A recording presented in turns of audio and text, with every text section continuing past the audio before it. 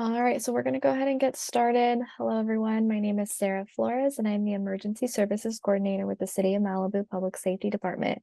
Thank you, everyone, for attending our second speaker of our National Preparedness Month speaker series. So today we will have our fire safety liaisons with the City of Malibu presenting. They will be talking about Firewise and Firesafe communities, fire metrics, as well as home hardening. So I'm going to go ahead and hand it over to our fire safety liaison, Jerry Vandermeulen, and he's going to go ahead and get it started. Okay, thank you, Sarah. Let me share my screen here. That look good? Yep, we can see it on our end. Okay, very good. All right, good evening, everybody. My name is Jerry Vandermeulen. I'm one of the 3 fire safety liaisons, and you're going to get to hear from all 3 of us tonight on some different topics, so I'm just going to get it started. We're first going to talk a little bit about the fire safety liaison program, kind of where we're at right now and where we're looking at going. So the fire safety liaison position was created in 2019 as a direct result of the Woolsey fire, with the intention of participating in and conducting community outreach and public education. And then a lot of things developed after that. So currently the position is staffed with 3 part-time employees, myself, Gabe Etcheverry, and Brad Yocum. We're all 3 retired firefighters, each with 30 plus years of service. And between the 3 of us, we make up what they would call 1.5 full-time equivalents. So it's like a full-time person plus a part-time person. And between the 3 of us, we have Monday through Friday covered pretty much every week. And then just kind of listen up and tag team on the weekends. Not so much year round, but obviously during fire season and high winds and those kind of situations, we kind of tag team that and keep an ear out for what's going on. So as I mentioned, we primarily are tasked with doing on a daily basis community outreach and public education. So we visit HOAs. This morning we did a program along with Kathleen from Department of Forestry in regards to AB 38 for the Malibu Association of Realtors. So those are the kind of things that we do. Also in regards to fires and emergency activity, as you may know, we do monitor the live fuel moisture that's published by the LA County Forestry Department, and we'll routinely post that every 2 weeks as it comes up because that has a direct bearing on how our fire season might go. We also monitor weather conditions, especially when it comes to the fall and the Santa Ana and potential red flag fire conditions. The other thing that we'll do is that when there are fires in the region, there is kind of an emergency response component that we do. We're not really a part of any emergency response, but we will go out to fires within the city, certainly, and even in the surrounding areas.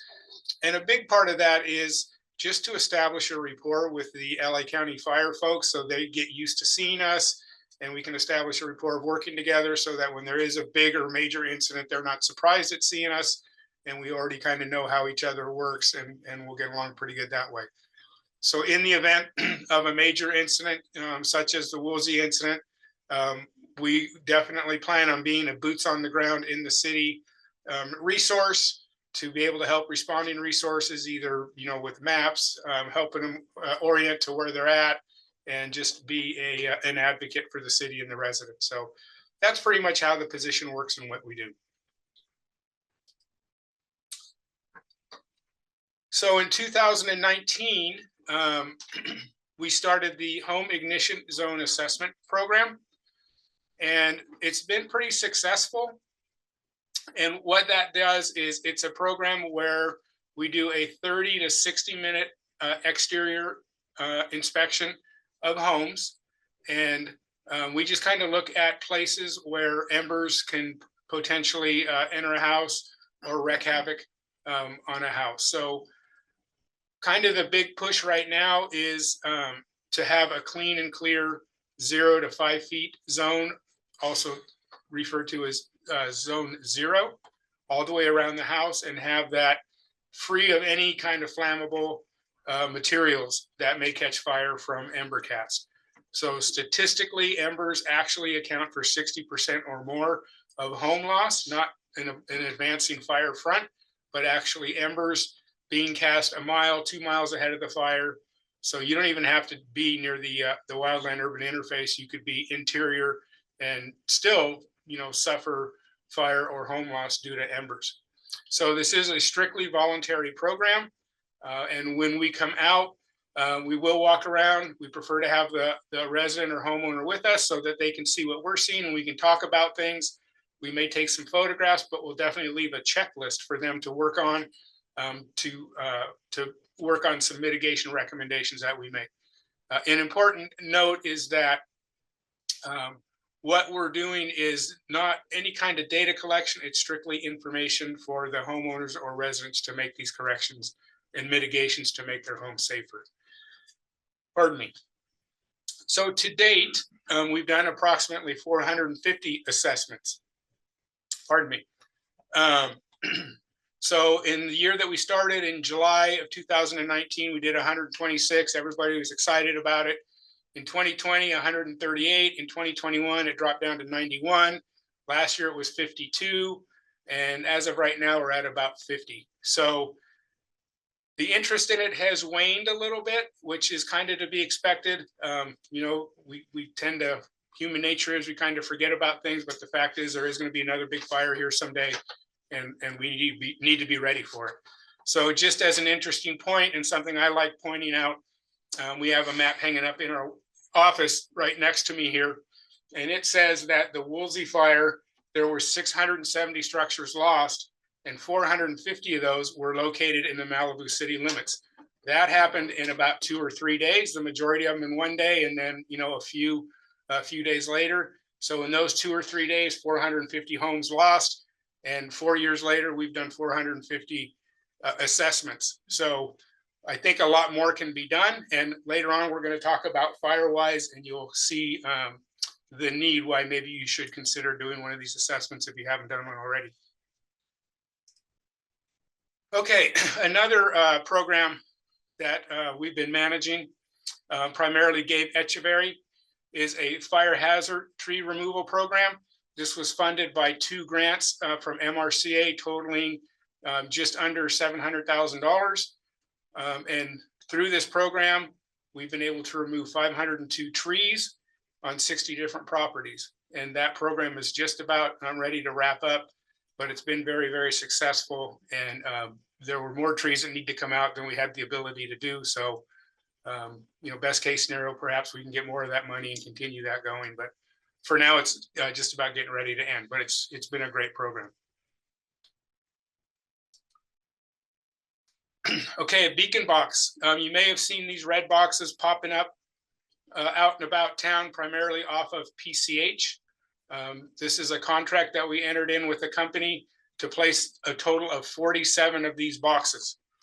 And they are locked, and inside they contain area maps, and they're broken down into, just neighborhoods or areas, not the whole city, just they're pretty specific to a certain area. So we have a contract for a total of 47. 29 of them have currently been installed, and the locations where they're being installed have been pretty well thought out and with good reason. So the reason why we have these maps, when we have a big incident, we always go back to the Woolsey fire. When we have a Woolsey fire, we do not have enough fire resources in LA County, in the region, in all of Southern California, honestly. So we have to get resources from all over the state. So you get resources coming here that have no idea of the layout or the streets or the canyons or anything of Malibu. So as you can imagine, if you show up on a fire at night and there's heavy fire burning and you're asked to go up a narrow canyon road and you have no idea where it goes, or if there's turnarounds or if there's water sources, it can be, kind of a hair-raising experience. So these maps will provide that information for specifically and especially out of area responding units. But, honestly, if you work in Downey, coming to Malibu is no different than if you live in or work in Chico and you come to Malibu, because you just don't know all these back roads. So those should prove to be a really great resource for assisting fire agencies. They will also, primarily, they're going to show turnaround locations. So when fire engines drive up this road, they'll know they'll be able to turn around and get back out. It's going to show them where fire hydrants are. swimming pools, maybe one lane roads or any other hazards they may encounter, just so they have a good idea of where they're going and what they're up against. So that's kind of what we've been up to. And then just looking forward to the future, you may or may not have heard of Firewise Communities. We're going to do a little bit of a presentation on that. I'm going to talk about that primarily for the next few minutes. And then Firewise Communities involves neighborhoods getting involved and kind of networking and working to become wildfire resilient. And a fire risk reduction community list is something that's established by the Board of Forestry. And it is a program where cities or counties or agencies can get on this list if they meet certain criteria. And that is something we're going to be working on. We're currently not on the list. The list was established in 2022, just last year. It gets updated every even year, so it will get updated in July of 2024. And our goal is to attempt to get on that. And when we get further down here in the program, you'll see why we're interested in doing that. So I think the kind of the thing on this slide is Firewise's communities is what you can do to be prepared, and the fire risk reduction community list is another thing that the city is going to do to get prepared. Okay, so a couple of weeks ago on the 17th, we fire safety liaisons went to a program in Camarillo presented by Ventura County Fire Department and heavily supported by CAL FIRE. And it was a workshop on this Firewise program, Firewise USA. So we got this PowerPoint program from them that was presented by a CAL FIRE battalion chief who's in charge of the Firewise program here in Southern California. So he shared his PowerPoint. So rather than change it, I think it is a little more impactful, just showing you exactly what they're sharing with folks. So Firewise communities were started in 2022 following some big fires and a lot of home loss. And it started with 12 pilot sites back in 2002, 9 of which are still active. So I don't know what happened to the other 3. It could be they fell out. It could be, over that much time that they're so urbanized now where they used to be in an area where they were in a fire hazardous area and now they're not because of things that have changed that. I don't know. But so there's currently 2,253 of them throughout the United States. There's 168 new ones, and then 33 of them currently going through renewal. 716 of those 2,253 are in California. So about a third of them are in California, and most of those are in Northern California. So we do have 2 forward-looking communities here in Malibu, Big Rock Mesas and Malibu Country Estates are already nationally recognized Firewise USA sites. Big Rock Mesa attained their recognition back in 2019, and Malibu Country Estates just attained it in 2022. So congratulations to them. It's a model that hopefully more of us can follow. And we fire safety liaisons want to be here to help you through that process. So we'll talk more about that. And then I just noticed this in this picture right now. I didn't even notice it before, but they both have the beacon boxes in there. So another little plug for those. Okay, so a Firewise community it's a voluntary program and it costs no money. Those are 2 pretty darn good things right there. It's voluntary and it costs no money. So the benefits of it, though, are that it promotes individual responsibility, which we like to think that our home assessment program does as well. And it encourages neighbors to work together. So one of the things with our home assessment program is if not everybody does it and a neighborhood is just dotted with people that do it, there's still a lot of houses surrounding them that may be an issue, during embercast during a fire. So with these Firewise communities and encouraging neighbors to work together, we're hoping that more of these home assessments will happen and more people will get involved. Again, it is voluntary and it's a means to decrease the risk for residents and first responders because we're cleaning up a lot of the hazardous fuels, overgrown fuels, and then it helps to increase wildfire resilience of your neighborhood and individual homes. So that's some of the benefits of it. So I've had a few communities in the past that were interested in trying to start something like this, but there's no framework, and you kind of have to start on your own. There's really no place to start. So this being a nationwide program and being over 20 years old, it provides a framework so you can just kind of jump in and follow it and use it and not have to start your own program. It does encourage participation. You're going to be getting help from a regional coordinator, such as us fire safety liaisons, or maybe even the Department of Forestry. But in any event, you're encouraged to participate. And through that participation, you learn a lot about wildfire. And, they say knowledge is power. So along with that knowledge, you get a lot of peace of mind. So again, we're hoping for some community building. Maybe residents and neighbors that don't know each other now will come to know each other through participating in these programs.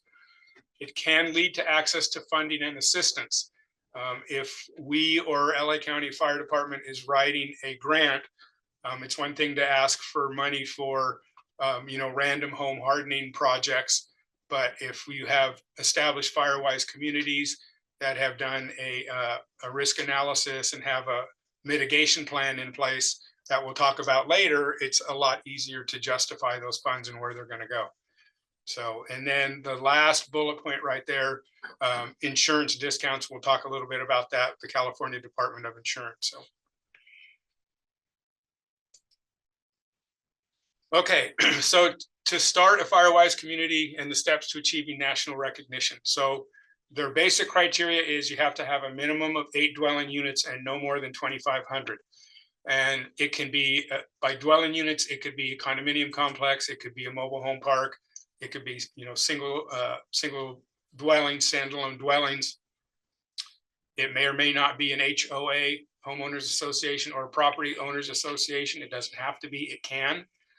If it is an HOA or a POA, the board that you establish doesn't have to be the same as the HOA or POA. It can be different. So basically all it comes down to is you drawing up the area that you want it to be, using streets or geographical landmarks as barriers or borders, and get an account of the home's number of residents that you have and giving it some kind of a name. So once you've done that, you form a board or a committee that's comprised of the residents, and then you want to appoint a resident leader, so they're going to kind of be the point of contact as you go forward. We talked about completing a wildfire risk assessment. So the committee is going to be involved in this, and you're going to work again with either the regional coordinators, which we'll be doing, or in addition to probably Los Angeles County Fire or the Forestry Department.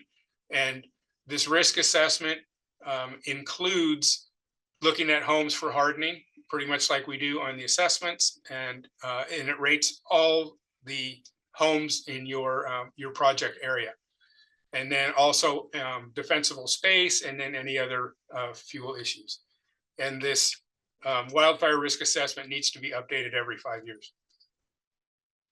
And again, all of this is being done. There's no cost involved in any of this. It's all being done free. It's filed for free. And there is a little bit of work involved even after this. We'll talk about that. So next, again, with your regional coordinator or the fire department, you develop a 3-year action plan. And in that action plan, the 4 bullet points that you hit are education and outreach, your home hardening goals, defensible space fuel reduction goals, and evacuation planning and wildfire preparedness. So every year you're required to do 1 hour of, if you want to call it, continuing education. It could be watching, videos on home hardening or wildfire safety. As your fire safety liaisons here in the city, we're committed to creating a program every year that we can either come out and do in person, or it can be recorded and we can send it out for those that can't make it to meet that 1 hour educational requirement every year. Home hardening goals is just pretty much what we do with the home assessment. So it's your vents, it's the no flammable materials within 5 feet, roofs, siding, no wood attachments, all those kind of things. So we can help with that. Defensible space falls under the LA County Fire Department program. And then other fuel reduction goals, you could have heavy amounts of fuel at places within your project area that don't really meet defensible space requirements, but still need to be thinned out just for the safety of the neighborhood. and then evacuation planning and wildfire preparedness. So in your 3-year plan, you would identify all these 4 bullet points and then build on that for 3 years. So a little bit more every year. And obviously that needs to be refreshed or redone every 3 years. And then the final step, when you complete all this stuff, is to achieve recognition, you sign on to the NFPA portal, Firewise USA portal, get all your application downloaded, pictures, maps, everything that has been provided to you by your regional coordinator or the forestry department, and you submit the whole thing and it's evaluated. And if everything all goes well, then you receive your recognition.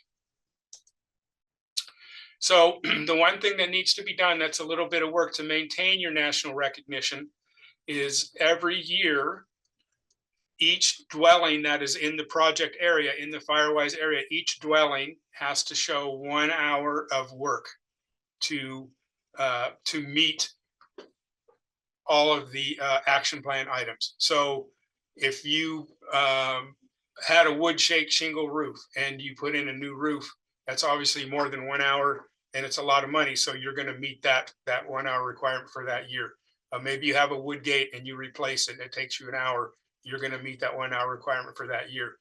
The thing is that you have to record it. It has to be recorded, and then your main person in your Firewise community has to log onto the portal and log these hours in. And there's different Google pages and things you can do to make it kind of simple.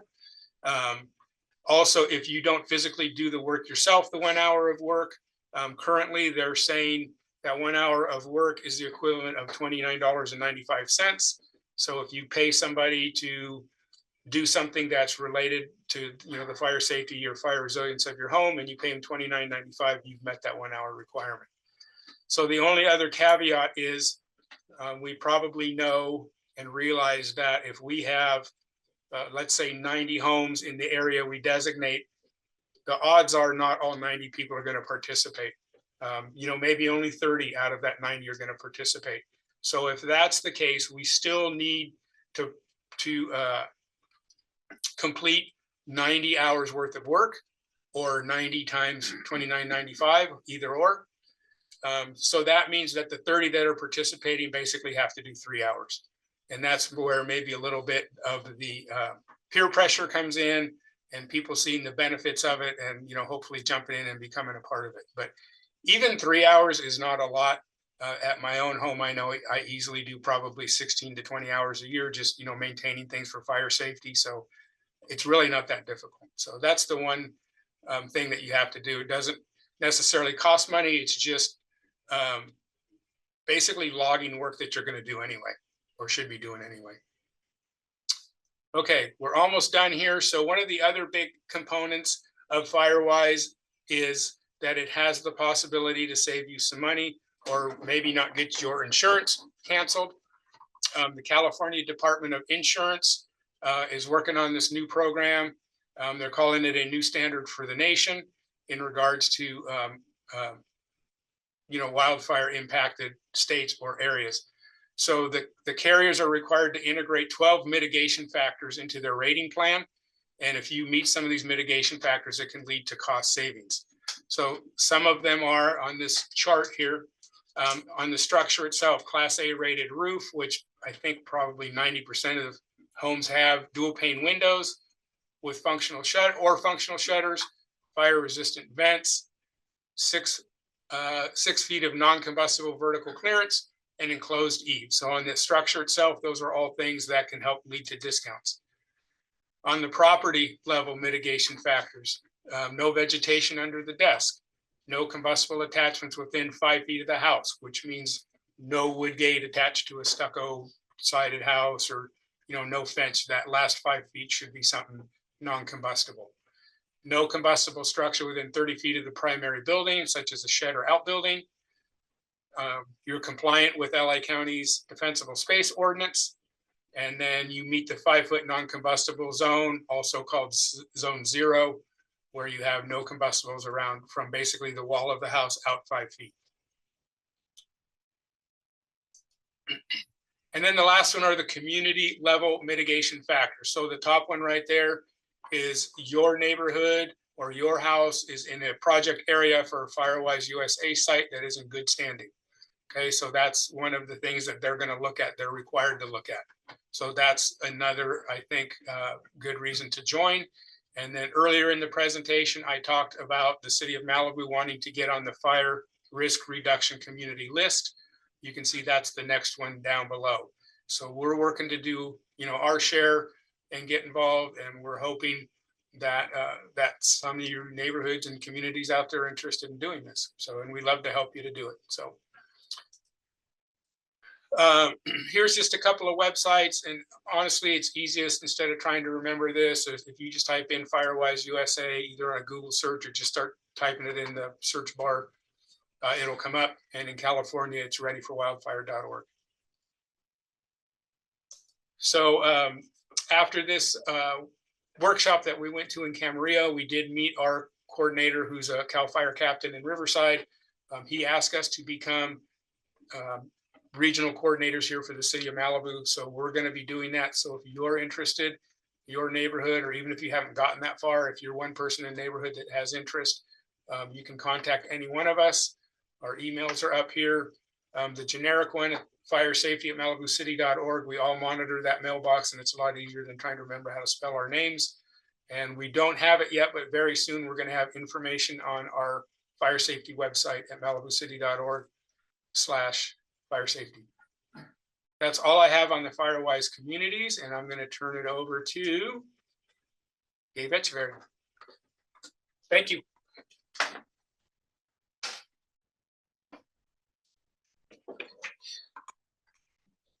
Thank you, Jerry. Good evening, everyone. Like he said, my name is Gabriel Etcheverry, and I am one of the 3 fire safety, liaisons here in Malibu. I retired from Los Angeles County Fire Department about 10 years ago. And for the first 8 years, I failed retirement completely, working as a contract instructor for Homeland Security, teaching the radiological and nuclear response mission to responders around the country. About 3 years ago, Jerry Vandermeulen reached out to me and encouraged me to check this out. He thought I might be a good fit, and here I am. I've never looked back. Super happy to be here. I love what we do. I love our mission. I love talking to the public and trying to help the public. It's just a great role for us to be in here. So that's kind of where I came from. What I'd like to talk to you tonight about is fire weather and the metrics that professionals use to measure the threat on given days. And I'll introduce a website to you and a app, and kind of show you how to navigate those two items. And you'll be able to access the very information that the experts use. And what I'd like to do with it is to compare and contrast normal summer days here in Malibu and the Santa Monica Mountains versus high threat days. And what numbers we need to start looking at, and what decision points they reach to do augmented staffing and so forth. So this is the website that we really like a lot. It's from the National Weather Service. Very reliable, more information than you could possibly ever want. And you can see that there's 3 main groups: the current weather, observations, the future forecasts, and then fire behavior. And the items that I'd like to share with you are going to be those highlighted in orange box items. And most of them are going to be in the fire behavior box. So this is the website. And the first thing we want to do is, under fire behavior, is we're going to roll over to the live fuel moisture. So this is a graph that comes out every 2 weeks from the Los Angeles County Fire Department Division of Forestry. And what they do there is they go around Los Angeles County every 2 weeks, and they take fuel samples from the same spots every 2 weeks. So there's a consistency, the same species on the same slopes, so that they're comparing apples to apples. And they bring them back to their office, and they weigh them, and they get the weight. And so that's a gross weight, the weight of the plant and the weight of the moisture in the plant. And then they literally bake the sample, and bake all the moisture out, pull it out, measure it, subtract the two, and plug that number into a formula. And that kicks out what we call the live fuel moisture. It comes out as a percentage. So as you can imagine, the higher the fuel moisture in fuels, the better the conditions are for us for safety. We're not going to get large fires that spread rapidly.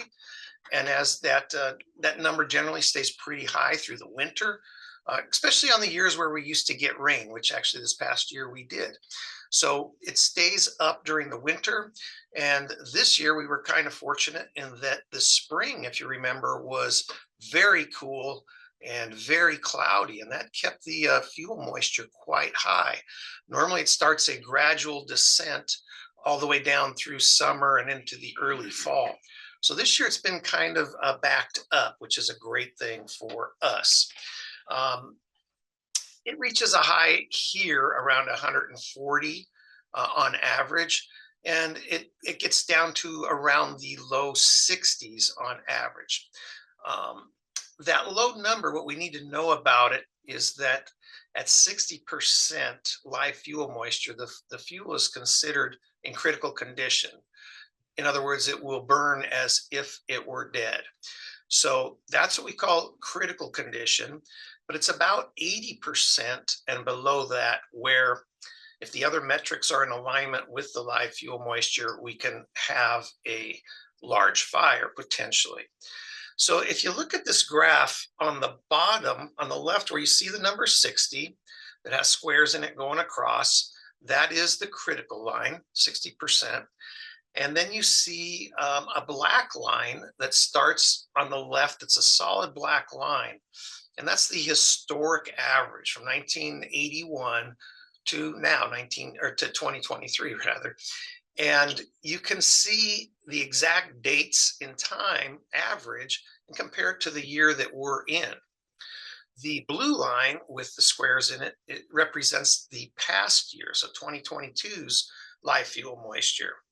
And you can see that we are well above, meaning we have more moisture in our fuels this year by far. As a matter of fact, probably in my lifetime, I've never seen it this high at this point in the year. And again, that was attributable to our spring that was rather cool and cloudy and a lot of rain in the winter. So what that does is as the moisture stays higher, it serves to slow down the fire season, to kind of prevents it from happening a bit, and in essence, shortening the fire season, which is a great thing. So you can see that historically at this time of year, we should be in the high 60s. And last year at this time, we were already at critical. And I don't have 2021's graph with me, but I believe that was even lower at this time than last year. So we've had kind of an incredible year for moisture, and then it was helped out quite a bit by the tropical storm that we had pass through here. So what else do we need to know about the live fuel moisture? The high number is good, the low number is the bad. The city here uses it as one of our measurements to declare a local emergency. When it gets to 65%, we declare a local emergency, and then we start working more closely with our law enforcement partners to help those who are experiencing homelessness out of some of the brush covered areas that are within the city of Malibu. And we do that for two reasons. One, we don't want them to be caught off guard by a fire that comes upon them overnight or during the daytime. But also we know that most fires are man-made, either accidental or intentional. So we don't want to risk that from happening. So we try to get them at least some temporary homes.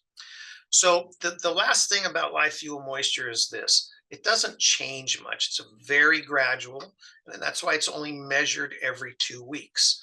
I was a firefighter for a long time, and my last about 12 years I spent in some pretty busy wildland areas, and I never once went to work on a day and wondered, wow, I wonder what the live fuel moisture is today.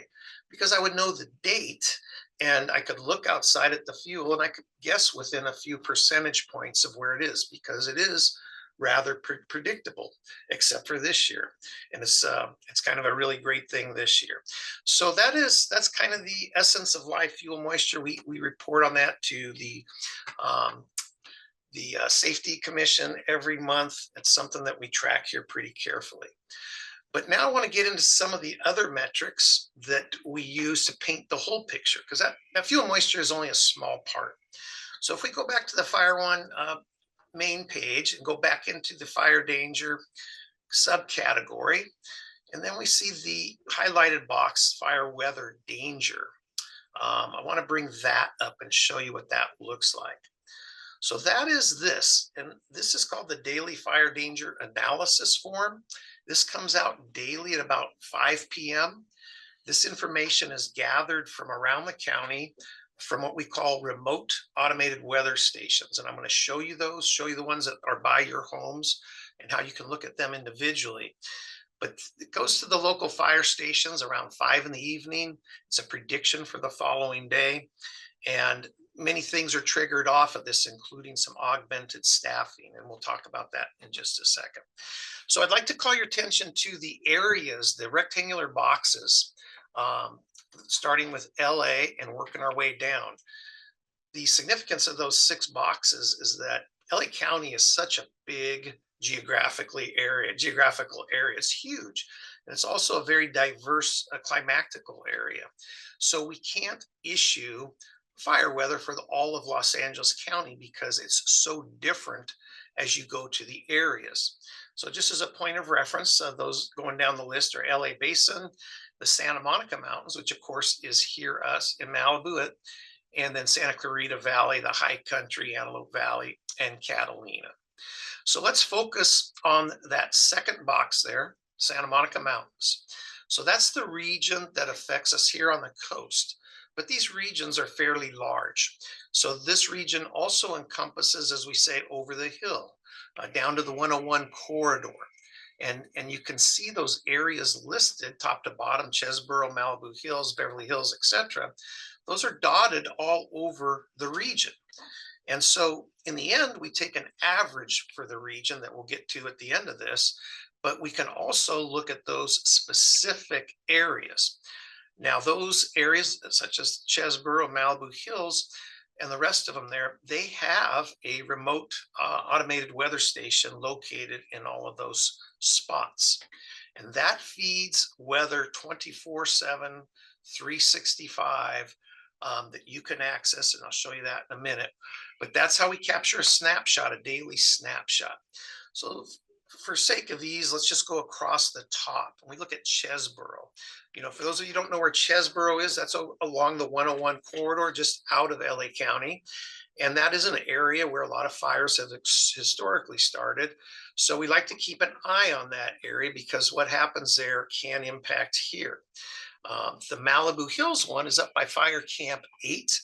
Beverly Hills is in Beverly Hills. I can't say I know Beverly Hills, so I don't know exactly where that one sits.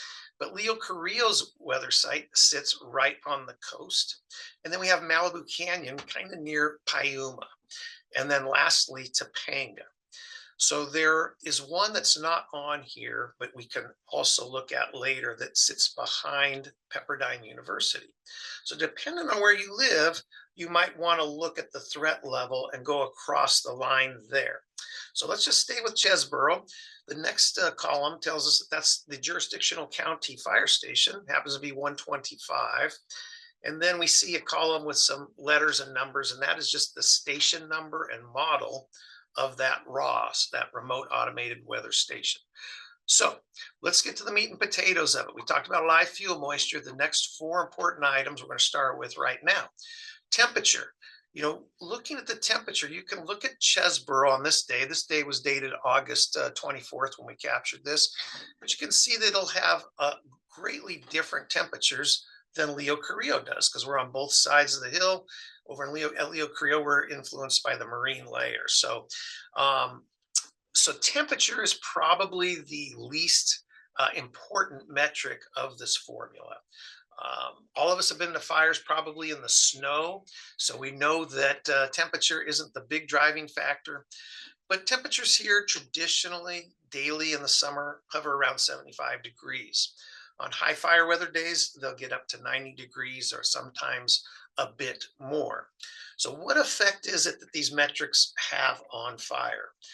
Obviously, with weather, weather serves to dry out the air. So it reduces the humidity that we're going to talk about in a minute. That allows fires to spread more rapidly. That temperature also serves to dry out the fuels. And we talked about the live fuel moisture. In a minute, we're going to talk about the dead fuel moisture, but it serves to dry both of them out. And it also heats the ground and the vegetation, the ground and the vegetation itself. So that's it for the weather. But when we get into humidity, this gets a little more critical. The humidity here through most of the summer ranges between about 50 and 80%. What happens in fire weather, it gets down from like 3 to 25%. Where are we worried as professionals? At what level of humidity? It's about 25% and on downwards. We've all been here long enough to know that in the peak of the Santa Ana events, that we can have humidities down in the low single digits. I was on a fire one time where it was registered at 0.5% in Santa Clarita. But once we get under 10, it's getting into extreme behavior. The thing about humidity is this: at nighttime, it usually goes back up. And at night, and we call that the recovery.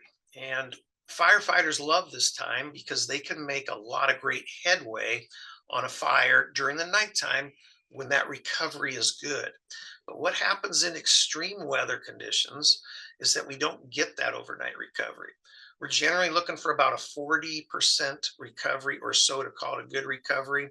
So for instance, if it was 10% in the day and it went up 40% more, we would be at 50% at night, which firefighters can make a lot of headway at that time. So that's humidity. What it does to the fuels and the fires is pretty obvious. Plants absorb moisture from the atmosphere. So if the humidity's been up for a while, the live fuel moisture is going to be up. If the humidity's down, it's going to serve to dry it out. And those are the things we need to think about there.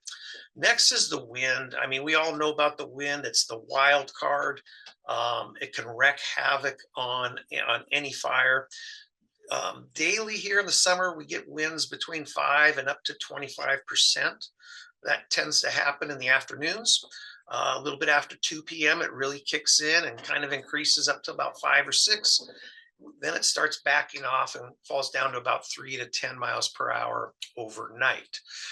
What happens in extreme fire weather? We're all aware of that. 20 to 40 mile an hour steady winds, 20 to 50 mile an hour steady winds. And of course, that's not taking into account those 20-second gusts that we've all been exposed to, 60, 70, 80, even 90 miles per hour. So what is it about the wind that creates such a problem? We're pretty familiar with this. Obviously, it's going to push the fire front and move the fire more quickly. It also is going to serve to bend the flames when they're burning uphill, bend the flames forward and preheat those fuels in front of them even quicker so that they ignite quite a bit quicker. But the worst thing about the wind, and we're all pretty aware of it here in Malibu, is the ember production, right? We have a vegetation fire and or some structures are involved. There's going to be an ember cast. We've all seen it.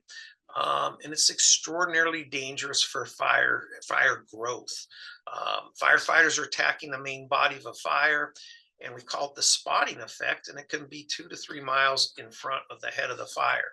So just picture yourself on a fire, you're fighting a fire, and you look up 3 miles down the road, you see another fire starting. When you catch up to that spot, you have several more starts going. It makes it extraordinarily difficult to control. The last column, some of you may not be familiar with, we talked about live fuel moisture. This is dead fuel moisture. So forestry takes these same measurements. They do this strictly in the lab, and they do this daily. They don't need to go to the field for it. They use measurements of fuels that have a small diameter. We call them the 10-hour fuels. That's why it says that up top. And those are a 1/4 inch up to an inch in diameter. So dead fuel moisture, as you could imagine, has quite quite a bit less moisture than live fuel moisture. Makes sense, right? So at its peak, it might have 30% moisture in it. And its lowest end, it's about 2%. We start really worrying about that dead fuel moisture when that percent gets 7, 8, 6% or so. And it can get lower. It can go down to 3%, which is, I believe, where we consider that critical. But you look at this date, for example, August 24th, which wasn't that long ago, and you look at that measurement for Chesborough was, I believe it was in the 20s. So it just tells you what kind of year it's been fuel-wise. Those are very high numbers for this time of year, and we'll be glad to take that. The last column is the number that I was always concerned about when I went to work as a firefighter, was what we call the burn index. It's really called the burning index. We firefighters don't like a lot of syllables, so we always call it the BI, short for the burn index. And that number is kind of the combination of all these metrics that we just talked about. That's the number that comes out when this gets fed into a computer, and it triggers a lot of different things. It triggers maybe augmented staffing. So that is kind of the metrics of this. Now, I just want to call your attention to a couple items on this page. You might be sitting there and go, Gabe, I will never in a million years remember one of these numbers. And I understand that. So we want to look at things that are maybe a little simpler to understand, but I'm going to throw one more number at you first. If you look at the very top of the page under the analysis, you see thresholds. And the second one down is for the Santa Monica Mountains. And that number is 192. And that is the burn index as measured here, actually off of the Malibu Hills weather station. When it gets to 192, LA County augments their staffing. They put more men and women on fire trucks, patrols, engines, and so forth. When that number reaches 250, the state kicks in with augmented resources. That's where you'll start seeing out of area strike teams driving around the Santa Monica Mountains. To put the Woolsey fire in perspective, people were like, how could that fire be so big, so devastating? The largest fire in LA County's history. The burn index on that day was in the low 400s, which is just mind-boggling. So to sum up the sheet and make it really simple for you, if you don't like the numbers, I'd like to call your attention at the very bottom where we have the LA SMSC abbreviations. And you will see that there are 5 adjectives that can go under each of those columns. They're listed below that. They are low, moderate, high, very high, and extreme. Okay. So if you want to say, what day, Gabe, should I really start worrying? Just go to this page, go to the bottom, look at where you live. And if you live in the Santa Monica Mountains and that adjective is very high or extreme, that's time to start thinking about, I need to have all my emergency plans ready. Got the car outside full of gas, ready to go, and have a plan with my family. So that is probably the simplest thing to take away from this. Those are the same adjectives that you see on Smoky Bear signs. Those of you that drive by Station 70 at Carbon Canyon or Station 99 or the Forestry Division in Malibu Canyon, you will see those same adjectives: low, moderate, high, very high, and extreme. I have to tell you, I've never seen a point this late in summer where we have had only low and moderate days. I have not seen that. There might have been one on this side, but I don't believe there has been, that has been at the high rating. So it's been incredible so far. So that kind of concludes that component. That's the critical sheet. Just want to talk to you about a few more things before I wrap it up. I talked about those remote automated weather stations. So we go back in and we're going to click on the RAWS data, and that's going to bring up a map. And that's going to show the location of the weather stations that we were just talking about. So you can kind of put that in perspective to where you live. What is not shown on this map is the Pepperdine weather station or the Chesborough weather station, because the Pepperdine one is considered a temporary one. The Chesborough one is technically out of LA County. but I can show you those in just a minute. But you can see that Leo Carrillo sits right on the beach, so it's going to be heavily influenced by the marine layer. Malibu Canyon is right near Piuma. Malibu Hills, I think I mentioned, is up by Camp 8. Topanga is way up on Topanga, up almost right on the edge of the San Fernando Valley side. Matter of fact, the fire that we had up there, the LA County had 5 or 6 weeks ago, it was actually started right near that weather station. And then, of course, the Beverly Hills one is over there. So I'm just showing you this again so that if you click on these individual flags, you can look at this. And this brings up the past 24-hour fire history of that location. So if you live up in the Malibu Hills area, I would be monitoring this site. And you can look 24 hours, every hour it's updated. What's the wind speed, direction, humidity, and temp and fuel. So it's a phenomenal tool here that you can look around at. The last thing I want to share out with you is this highlighted box here, which is called the Fire Weather Snooper. And if you click that up, it's kind of information overload at first. But this is all the remote automated weather stations in Los Angeles County, Ventura County, Santa Barbara, and San Luis Obispo County. So a lot of information in there. But in here, and the reason I'm sharing it with you is that we can see the Pepperdine location, the weather from that website, although the orange line, I think, goes right through it on the screen. But anyhow, kind of information overload there, but I just want to share that with you. All right, so I hope that component's been helpful. Lastly, I want to just show you, I'm not going to go into detail, the app I talked about that gives you a lot of the same information, but we have found it to not be updated nearly as often as the National Weather Service website.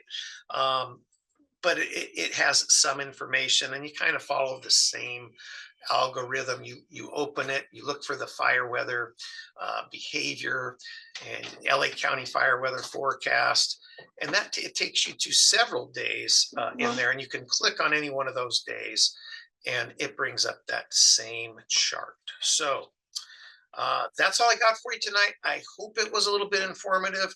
I would like you to encourage you to contact Brad, Jerry, or I anytime via phone, email, text. We are here for you, and we love what we do. Next is my good friend Brad Yocum, and he has got a very interesting presentation on some things that are really pertinent to all of us here in the Santa Monica Mountains. Thank you and good night.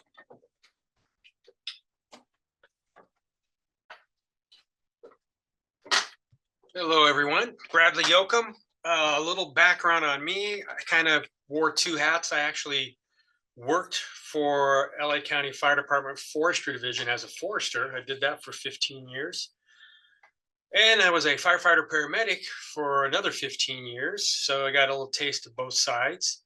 Do have a degree in forestry, and I am a licensed forester with the state of California. And so you can call me the tree hugger. I guess I'm more the plant guy here in this office. So I got a little different spin on things. But the information from both these guys was very informative. And main reason we're here is for your protection. We want to do everything the city does. Any type of emergency, but fire specifically, is to prepare you when there's going to be a fire, to be able to take yourself and make yourself safe and do things to prepare your home. So tonight we're going to go over a little presentation on plant material and what you can do besides the home hardening. We're going to talk about that.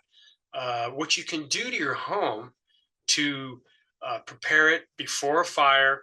So if you do have to leave, the chances of survival of your home will greatly increase if you just do some minor things to your home. Some things are more major, and you can do it over time. You don't have to do this all at once. That's the key. So with that, I'm going to go in here. So home hardening meets curb appeal. When I was a firefighter, we would do brush inspections, and a lot of the guys, we would go out and do our inspections, and they had a certain way of looking at things. I I happen to love to garden. I happen to love plants, like I was saying.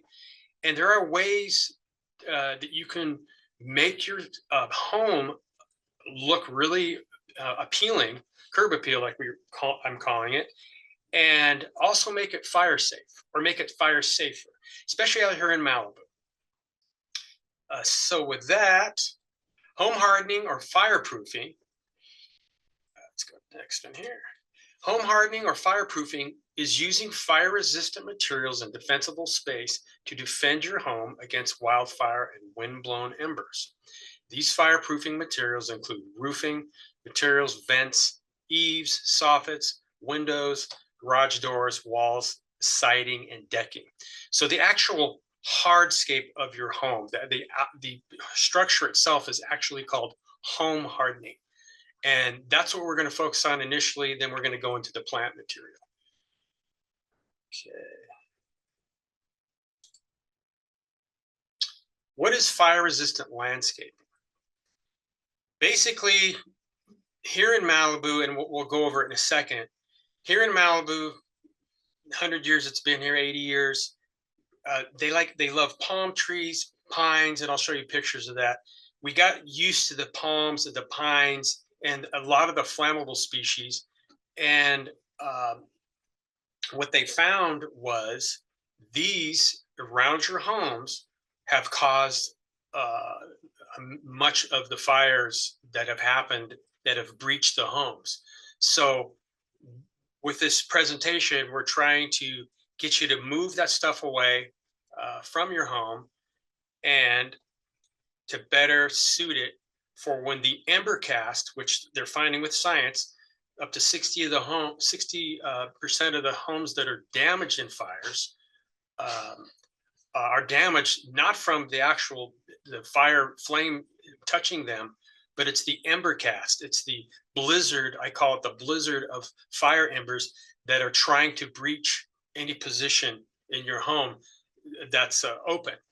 But fire-resistant landscaping, some of the items here, use fire-resistant plants, and we'll go over some of that. And there's some really good websites that you can find that will show you the different species in the plant palette that you can use around your structure.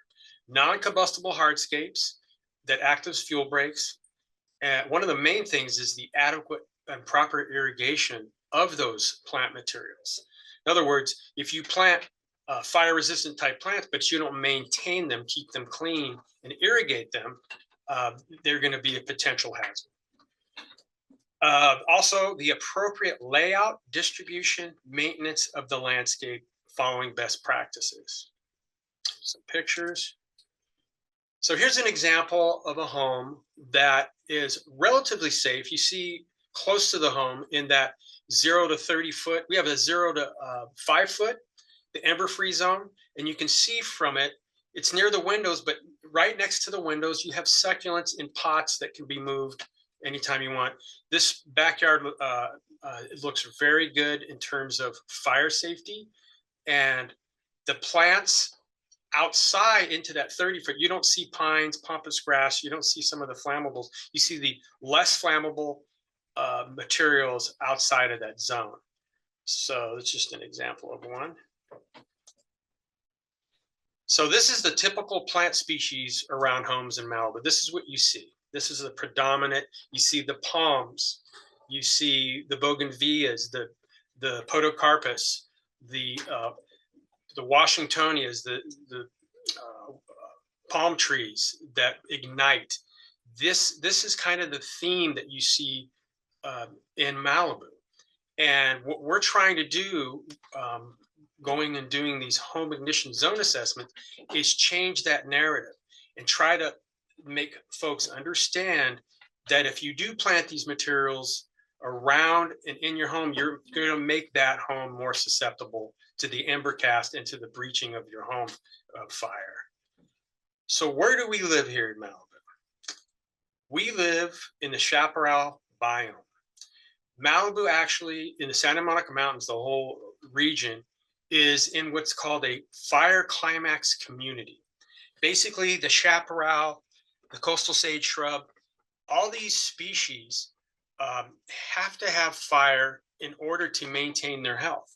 They need to burn every 30 to 70 years in order to maintain that. And what's happening is we are building homes in, and it's basically fuel. The chaparral species is fuel. And what we're doing, we're building homes, which are also fuel, and we're putting them directly in the center in these areas, in the fire corridors, the known historical fire corridors. So what's happening is not only is it going to burn the chaparral, what's going to happen, the fire comes through and it's going to notice that, hey, there's another home, and around it, people have planted palms and pines and plant materials within that 0 to 5 and 0 to 30 zone. They've planted it in there, and they're making their home much more susceptible to brush fire. So just know that when you do live in this region in a very high fire hazard zone, that you are in an area that will burn eventually. So it's what you do before that and plan will determine what happens to your home. So we see a picture here. Homes and landscape plants are all a part of the climax fire community here in Malibu, like I mentioned. So you see around it, we have the chaparral, which is burning. That's the main front of the fire. The ember cast gets flown 2, 3, 4 miles. When a fire starts on the corridor, like at the 101 or Chatsworth, that fire can get here in 4 to 6 hours. And that's way before the flame front is even here. So what's happening is that ember cask is being flown and thrown into any fuel source that it can find. And if that happens to be around your home, whether you have pines and flammable materials, then guess what? If there's any kind of a breach point in the home and those embers have a chance to get into your home, the chances are pretty high you're going to lose your home.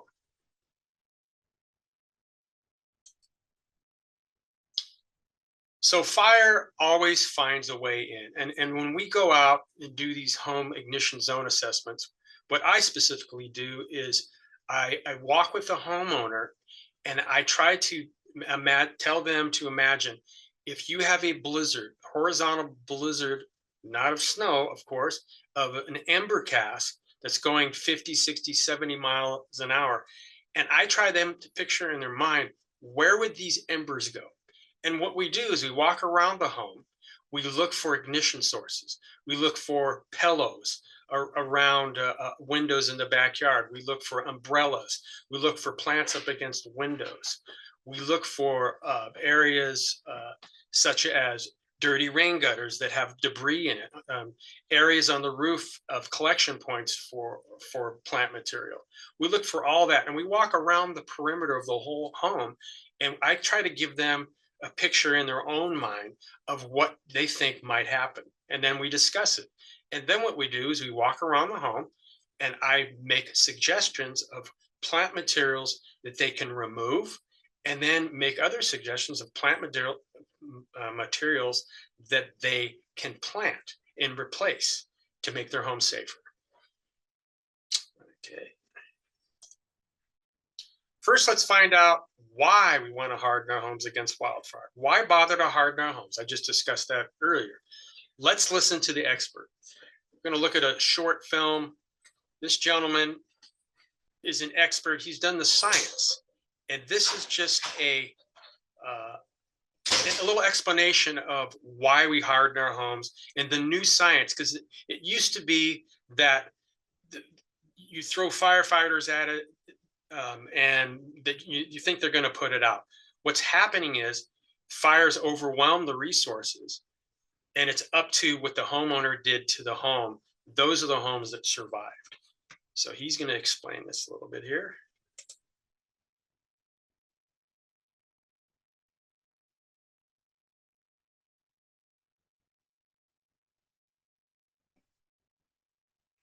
Uncontrolled, extreme wildfires are inevitable.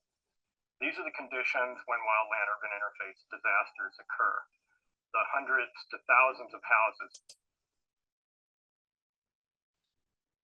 destroyed during a wildfire. Does that mean that the wildland urban interface disasters are inevitable as well? No. We have great opportunities as homeowners to prevent our houses from igniting during wildfires.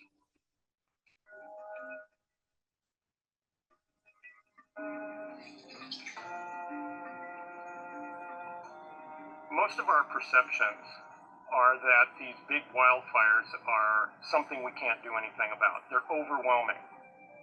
If huge organizations can't control the wildfire, how is it that somehow I can do something to my house to keep it from burning down?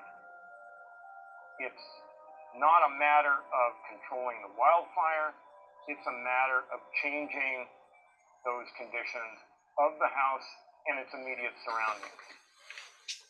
There's a lot that we can do to the little things to our house and its immediate surrounding in order to reduce the ignition potential of that house.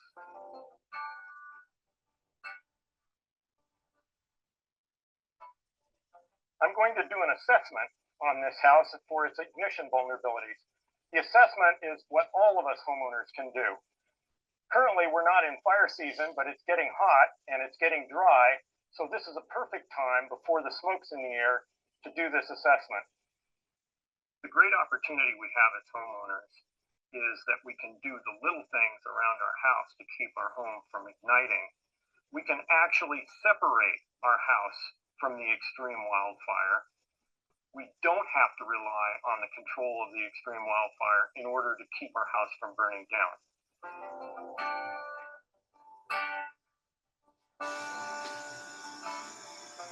Over the last 30 years, my colleagues and I have done research involving laboratory experiments, field experiments, and post-fire disaster assessments to quantify and qualify the relationship between a wildfire and a destroyed home. What we found is that the high-intensity flames, more than 100 feet away from the house, are largely incapable of igniting the house directly. It's the little things that seem to be destroying the houses. The burning embers, we call them firebrands, wafted out of the high-intensity wildfire to land in the community, sometimes directly on houses as well as the surroundings. It's not 100-foot flames. It's a pile of firebrands that would fit in the palm of our hand. So my colleagues and I designed a firebrand, an ember shower demonstration. We have a full-size house. It's got bark mulch and pine needles around the base. It's got pine needles in the rain gutters. It's got pine needles on the roof. We have an ember generator that then casts a brand blizzard at this house.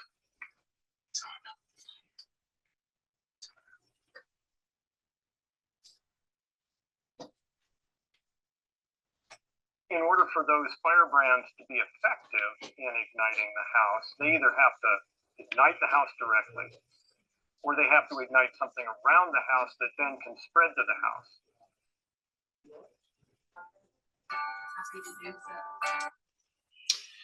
Okay, so that's just a little example of how important it is, how simple these fires are starting. They're from little tiny embers to little larger embers, palm fronds.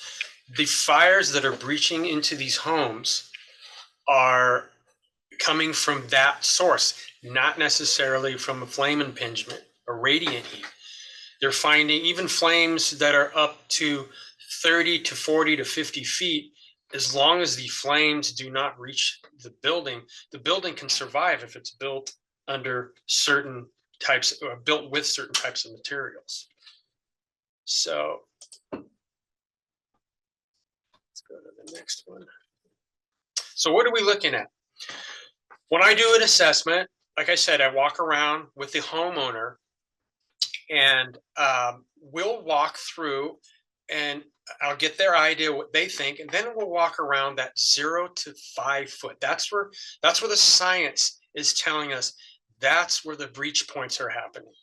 Any material, anything flammable within that region, in that 0 to 5, tries to get in. Anything on that is on fire tries to get into the home, whether that be through windows, garage doors that have a crack in it, single pane windows. What happens? The windows will get heated if there's a bush or something that's flammable near the window, and the window will expand, it'll break, and the wind and the embers will enter into the home, and then it's off to the races for the home, and then the home could you could lose the home in a fire.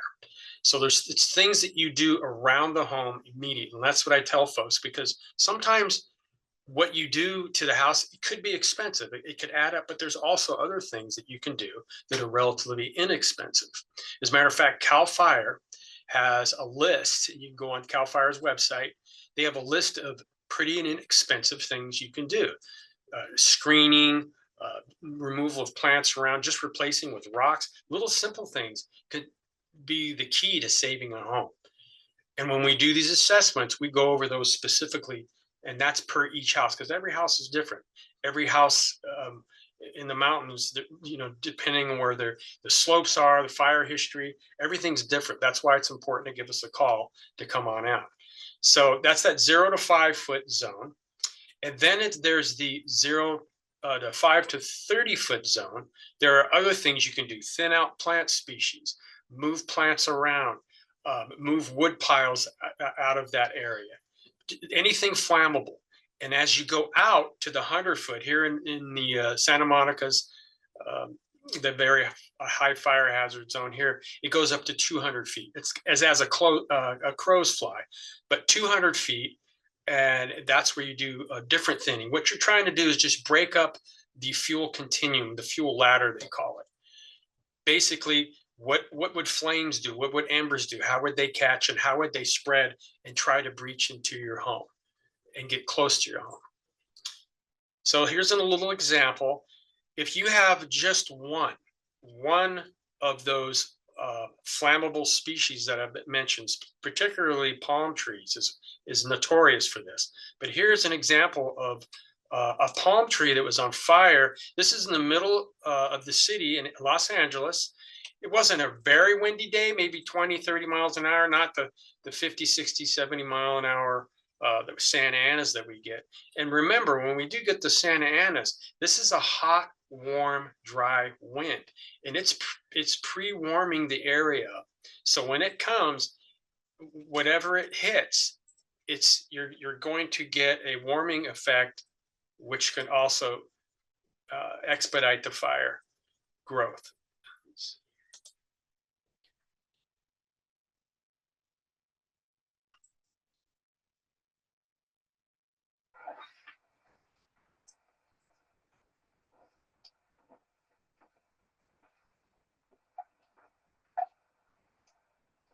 Now, bear in mind, this is just one tree.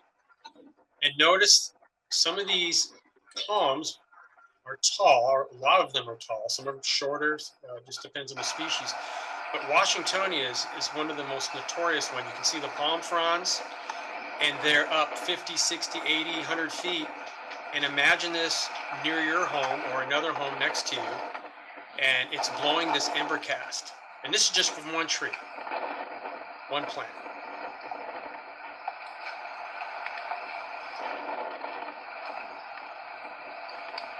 Notice there's not much wind.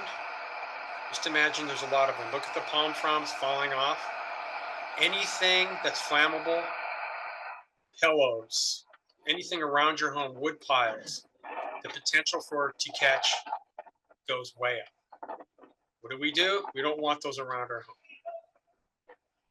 And if I come out to your home doing these home ignition and zone assessments, I'll give you options. We will give you options of different plant materials that you can use that won't give you the same type of effect. You notice around in the back, you can see some Italian cypresses. Those are also notorious. I just wanted to give you an idea of what it can do with that much wind. There's not that much wind. So just a little example. Like I always tell the homeowners, I go, embers will find a way into your home if you allow them. So what are some of the things we do to harden our home? This is a long list, but there's a lot of things on this list that are very simple. What type of roof do you have? Class A, type A. Most homes in Malibu has a type A, they're required to. That's a start, because a vast majority, a lot of the starts, the embers fall on top of the roof. And if there's any breach points or openings, for example, if they're skylights, if you have skylights that are not made of glass, that are fiberglass or something that might melt, there could be a potential breach point. So roof openings, debris on the roof, build up on that. Your windows, what they're recommending now are dual pane, one of them at least being tempered glass. What that does, when fire or heat comes close to those windows, they find that one of them may breach, crack, but the other one gives you a little time for the fire front to pass through and hopefully to disallow any kind of embers to get into your home. So that's important. Windows, vents. The new science now, everyone usually had before the 1/4-inch size openings. They're finding that the ember cast, the embers that go in, they can breach into those little larger size into the home. If you have any kind of flammable materials inside, you can get a fire to start underneath that. Rain gutters. Rain gutters are a big deal. Sometimes the rain gutters will get material in them if they don't have a cap on top. The material will catch on fire, and it could breach into, if there's exposed wood under the roof, that could cause a fire to hit and breach your house. Siding. Stucco is the best. Wood siding is probably not one of the best bets, but there's not that much around here. Wood piles near your home. Patio furniture is a big one. Patio furniture around your pools, around windows, anything of that sort could blow up and go into your windows and breach into your house that way. Deck boards, deck debris. Under the deck is a big one. If you have a wooden deck and you have material it's not clean underneath, or you have flammables around, wood deck is like a fuse. If the wood deck catches fire, that could catch the house on fire. Flower boxes near windows, that could be a lot. As I said, a lot of these can be remedied. What they're finding too is boxed eaves. So basically, eaves, what happens is there's an eddy effect when there is a fire and it comes and it rolls. The fire will roll, the embers will roll, and they'll look for a place to adhere underneath open eaves, especially if there's vents up there, because the vents will, it's like a vacuum. The house breathes through the vents. What happens is the embers will try to get in through the vents, and if there's any points of contact where they can accumulate, a fire could potentially start there. Your vehicles, if you have a vehicle too close to a home, the rubber tires, there's things on the vehicle that are flammable. A garage door is a big breach point. They used to have these, they call them slab doors. And what happens is they close them, but on the perimeters, there's a lot of openings, and embers will get in there. Garbage cans near your house, and wooden fences, that's another big one. So anything against the house within that 5-foot zone, fences, sheds, anything that's flammable, they're finding those are the items that actually catch fire. If the fence has materials or plant materials under it, the fence catches fire. It has enough energy and enough buildup of a fire to get into the home and start the home on fire. So these are some of the things we look on our home ignition zone assessments. Okay, effects of wildfire. There's a fire here in Malibu up above us here at City Hall. Did the surrounding landscape vegetation play a part in this terrible loss? Absolutely. Whatever was around, uh, it could have been far away. It could have been embercast that hit this. But what happens is this building somewhere around it had a breach point. Somehow the embers got in. How can I reduce the ignition potential for my home? Those two things, home hardening and vegetation reduction. And they go in unison together. And we call this Firewise landscaping. Here's just another example of, and it's a little bit, it's like moon for me because I'm a plant guy, but this is pretty fire safe. They have, and haven't seen the house itself, as long as there's no breach points, as long as they have the vents are of 1/8 inch, they don't have any accumulated material, it looks pretty clean. And they have this 0 to 5 foot zone. I don't see any plant materials, and the slope below it and around it are pretty clean.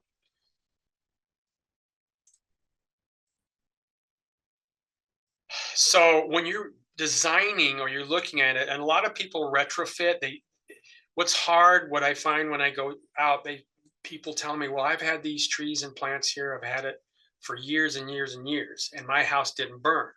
So what happens is there's houses that burn nearby on a previous fire, and they think that, oh, the next time they won't. But what happens is fire is different every single time. The winds could be different, the shift. So it's what you plant right up to the house, or if you have wooden fences right up to your house and all this plant material, that could be a potential issue.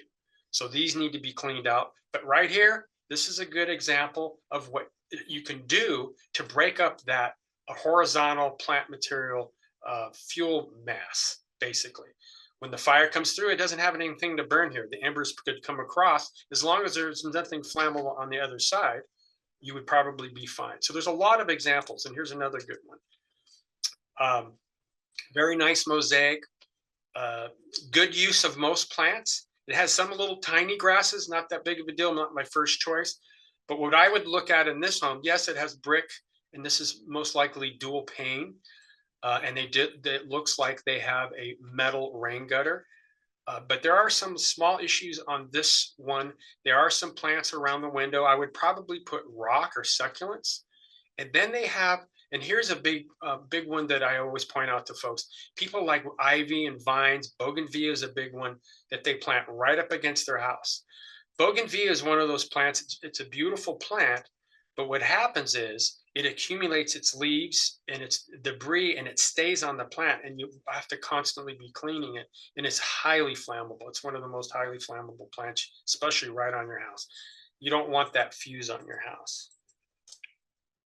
So incorporate fire breaks of non-flammable hardscape, such as driveways, rocks, patio, inorganic mulches, or water features in your landscape design. Break up your property into concentric rings or zones of planting with the most firewise plants closest to your home.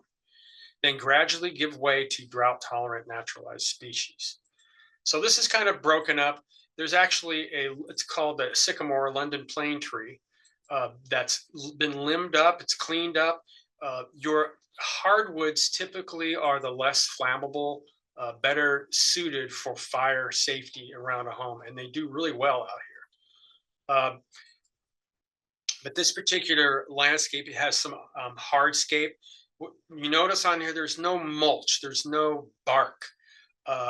They're finding that bark, even in a 0 to 30 foot zone, they find with winds, it can catch on fire, and it can accumulate in corners around your home, and that potentially could cause a fire. And there's another big one around the skirt, the bottom part, 6 to 8 inches of your home. A lot of times the stucco will go down or the siding will go down, but there's an opening, there's a breach point that opens to bare wood. So you got to make sure that area has rock or something that's not going to let the embers start a fire underneath that little area. You can actually put a metal skirt around it. But this one's broken up pretty good. There's a redwood here that's limbed up, moved away from the house. This one here, there was bark originally and some other plants, and then there's a vent here. But what they did, they made it rock, and they put 1/8-inch screen on the other side, which I didn't get the picture of. But what's still missing in this picture is there's still this wood fence.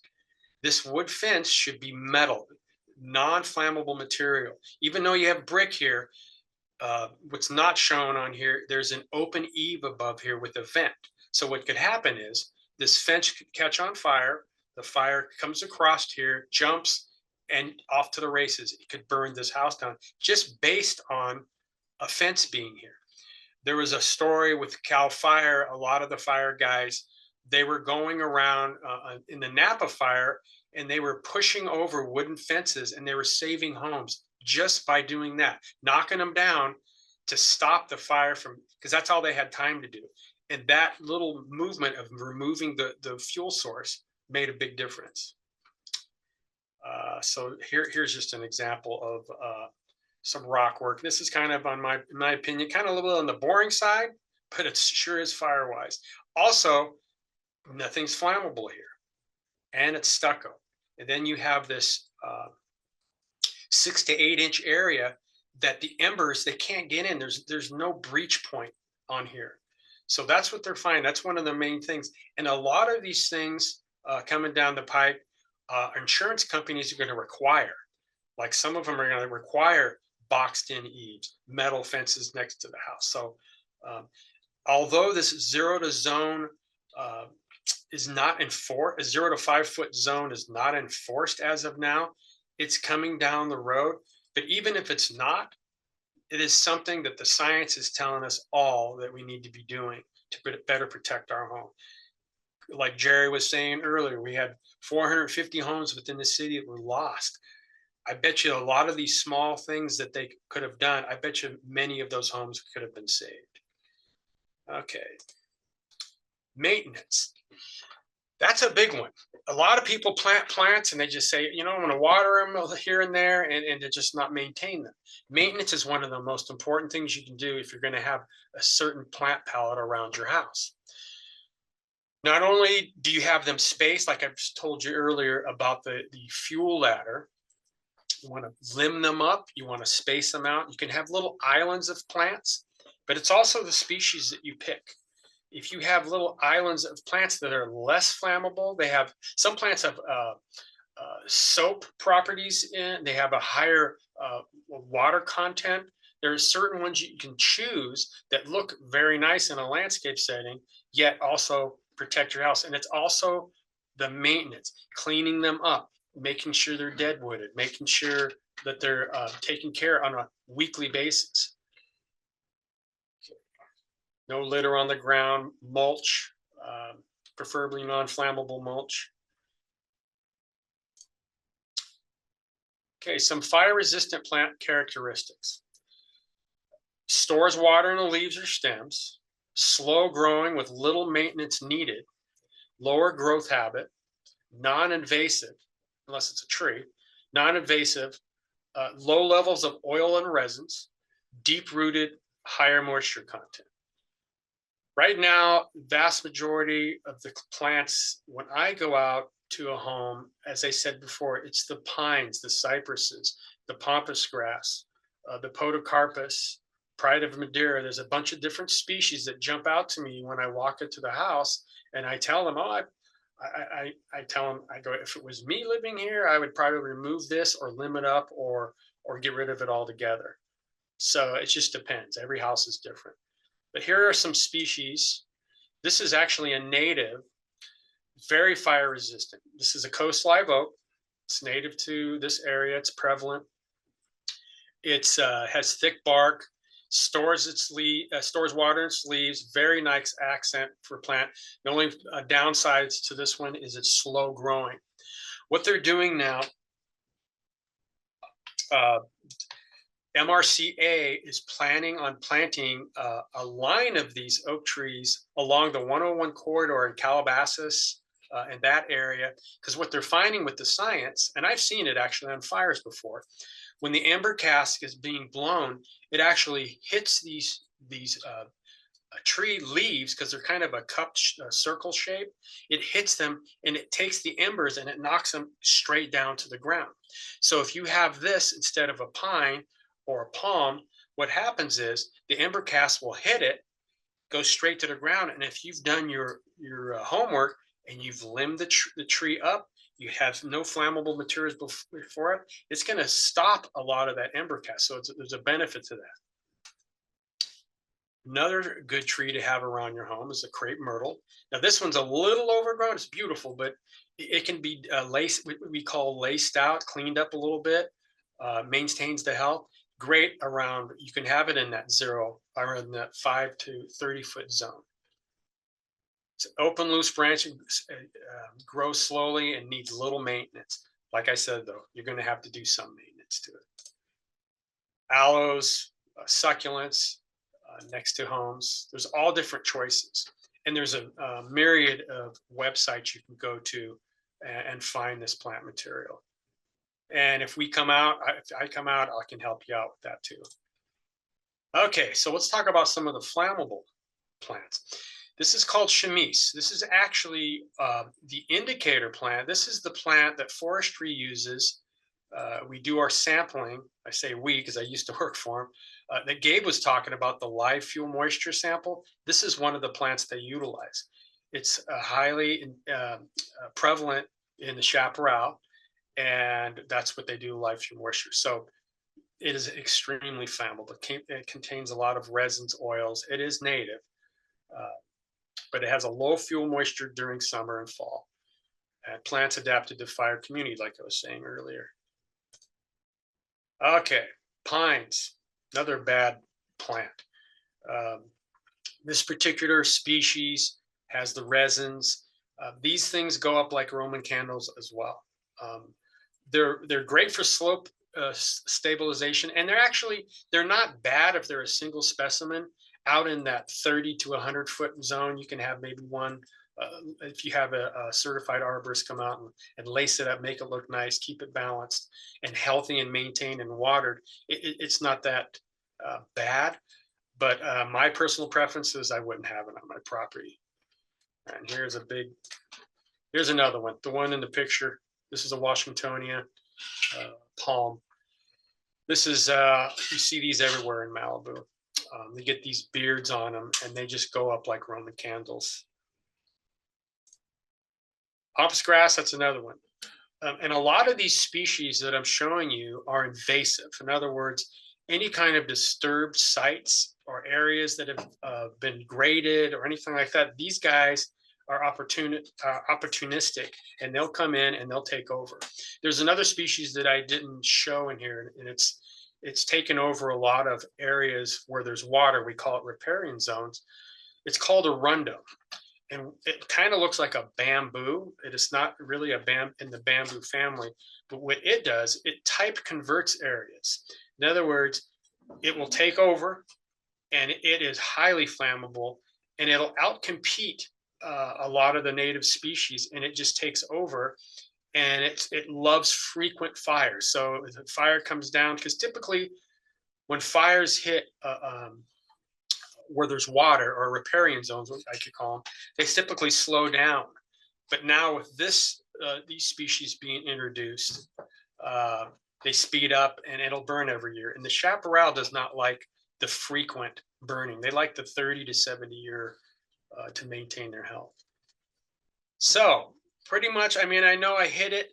We're going to have a better one than this with more insight on other specific trees and what we can do to remedy that. In the meantime, is you call us up, either Gabe, myself, or Jerry, and we will come out and we will do a free home ignition zone assessment on your home.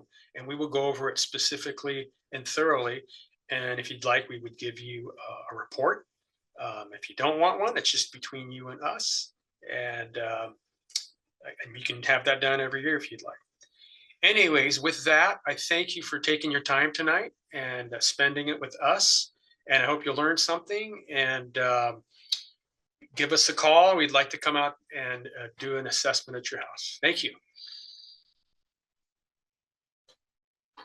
All right, thank you so much to our fire safety liaisons for that presentation. It was a lot of good information and they covered a lot of stuff on how the community can be prepared for a wildfire. So we're going to do a little quick Q&A. If anyone has any questions, go ahead and use the raise your hand button and we'll go through that way.